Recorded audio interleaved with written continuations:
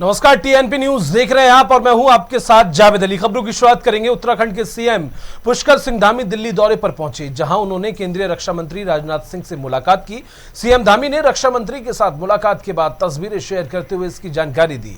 CM Dhami ने लिखा, आज नई दिल्ली में केंद्रीय रक्षा मंत्री आदरणीय श्री राजनाथ सिंह से भेंट की। इस दौरान उनसे प्रदेश के विकास से संबंधित विभिन्न सामाजिक विषयों पर विस्तृत चर्चा की गई।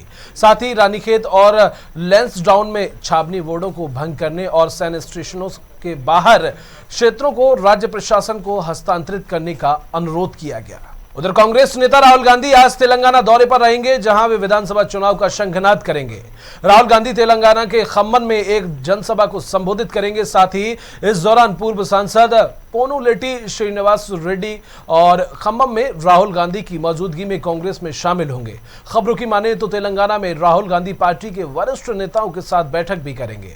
बता दें कि तेलंगाना में इसी साल दिसंबर में विधानसभा चुनाव होने हैं। मध्य प्रदेश में विधानसभा चुनाव में अब करीब 5 महीने का समय बचा है। ऐसे में कांग्रेस ने अपनी चुनावी तैयारियां तेज कर दी हैं।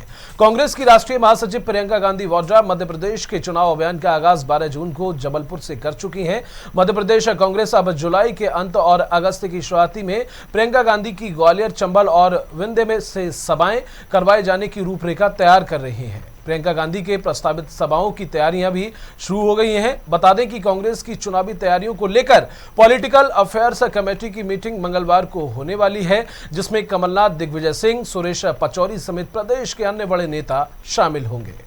यूसीसी को लेकर पूरे देश में राजनीति माहौल गरमाया हुआ है। लगातार विपक्ष इस मुद्दे को लेकर केंद्र सरकार को घेर रहा है। इसी कड़ी में उत्तर प्रदेश के पूर्व मुख्यमंत्री अखिलेश यादव का भी बयान सामने आया है। अखिलेश यादव ने बीजेपी पर तंज कसते हुए यूसीसी की बात की है। आपको बता दें, उन्होंने कहा कि जमीनी स्तर पर काम नहीं किया। अगर भाजपा के लोग रविंद्रनाथ टैगोर को पढ़ लेंगे तो हो सकता है भाजपा वाले यूनिफॉर्म सिविल कोड की बात ही ना करें। यूनिफॉर्म सिविल कॉमन सिविल, तो ये जो बातें इसलिए आ रही हैं क्योंकि इन्हें बेरोजगारी, महंगाई और जो 10 साल और लखनऊ की सरकार के काम जमीन पे है ही नहीं। और अगर जमीन पर काम होते तो ऐसे नहीं ना। हमारे लिए कॉमन सबसे बड़ी चीज है संविधान, हमें अधिकार देता है। क्या संविधान नहीं पढ़ा इन्होंने? और फिर अगर इस तरह की बात करते हैं तो मैं ये कहूंगा कि रविन्द्रनाथ टैगोर, उन्होंने राष्ट्रवाद के ऊपर किताब लिखी है।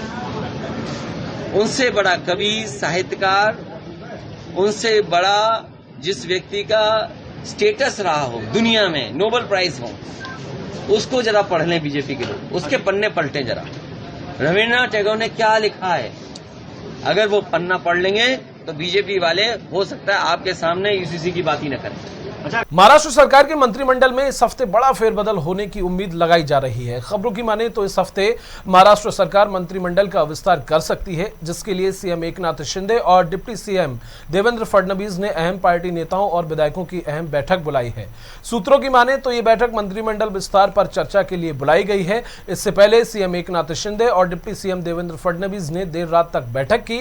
दरअसल मंत्रिमंडल विस्तार में हो रही देरी के कारण दोनों पार्टियों के विधायकों में नाराजगी देखी जा रही है। उधर महाराष्ट्र में उद्धव ठाकरे की मुश्किलें कम होने का नाम नहीं ले रही हैं। अब एक बार फिर उद्धव ठाकरे को बड़ा झटका लगा है। दरअसल उद्धव गुट के विधायक और आदित्य ठाकरे के करीबी रहे राहुल कनाल ने ठाकरे गुट का साथ छोड़कर शिंदे गुट का हाथ थाम लिया है। राहुल कनाल अब एकनाथ शिंदे की पार्टी में शामिल हो चुके हैं। सीएम एकनाथ शिंदे ने खुद मुंबई में उन्हें पार्टी की सदस्यता दिलाकर उनका स्वागत किया। वहीं शिंदे गुट में शामिल होते राहुल कनाल ने सुशांत सिंह राजपूत की मौत मामले की विस्तृत जांच की भी बात कही। सिर्फ हमारे ऑनरेबल सीएम साहब से रिक्वेस्ट की, क्या कुछ लोगों ने कहा, बहुत बार बोलते रहे हैं, क्या राहुल कनल इसलिए शिंदे साहब के यहाँ गया है क्योंकि दिशा सालिन और सुशांत सिंह राजपूत की तहकीकात शुरू हुई है। उसी के कारण मैंने सीएम साहब से रिक्वेस्ट की, क्या प्लीज इसमें डिटेल जांच की जाए और जो लोग ऐसा बोलते हैं उसको जांच के तौर से जवाब दिया जाए। और अगर उसमें मेरा कहां पे भी अगर नाम भी आता है तो मैं पॉलिटिक्स छोड़ के उनका जूता खाने तैयार हूं। उधर मणिपुर में पिछले 2 महीनों से जारी हिंसा के बीच अब कांग्रेस ने सीएम एन वीरेंद्र सिंह से इस्तीफे की मांग की है। एक कांग्रेस नेता जयराम रमेश ने प्रेस कॉन्फ्रेंस कर बीजेपी पर निशाना साधा।